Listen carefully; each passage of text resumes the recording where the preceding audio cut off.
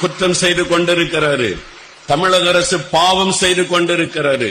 மக்களை பாவம் செய்ய தூண்டுகிறது என்று ஒரு ஜட்ஜி அவர் தீர்ப்பு கூறியிருக்கிறார். இதுதான் உண்மை. ஒரு கவர்மெண்ட் விசாரணை வியாபாரம் பண்ணி 47% ஆண்களை குடிகாரனாய் மாற்றி இருக்கிறது இந்த அரசாங்கம். இது ஒரு பயங்கரமான பாவம், மக்களுக்கு செய்கிற துரோகம். அதனால குடும்பங்கள் பாழாகிறது. கடந்த 4 வருஷத்துல தமிழ்நாட்டில விதவைகள் அதிகமாக இருக்கிறார்கள். ஒரு கணக்கெடுப்பு, விதவைகள் அதிகமாக இருக்கிறாங்க.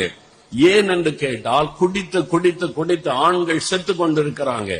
அதனால பெண்கள் விதவைகள் ஆகிறாங்க, பிள்ளைகள் தகப்பனற்றவர்கள் ஆகிறாங்க. இது தமிழகத்துக்கு ஆரோக்கியமானது அல்ல. பாருங்க, இதை குறித்து நீதிமன்றமே இவ்வளவு தெளிவா, ஒரு குற்றம் செய்தவனை விட குற்றம் செய்ய தூண்டுகிறவர்களுக்கும் அவங்க குற்றவாளிகள்.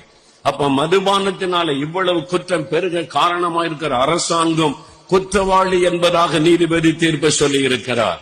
ஏன் நீங்க பொறுப்பெடுக்க கூடாது? இனிமே நாங்க உங்களை கேள்வி கேட்போம், கீழே பார்த்தா அதுக்கு விளக்கம் கேட்போம் என்றெல்லாம் எழுதியிருக்கிறார். தினத்தந்தி பேப்பர்ல நேற்றைக்கு முந்தைய தினம் வந்த ஜட்ஜ்மெண்டினுடைய ஒரு காப்பி இது. அப்ப நீங்க யோசித்து பாருங்க.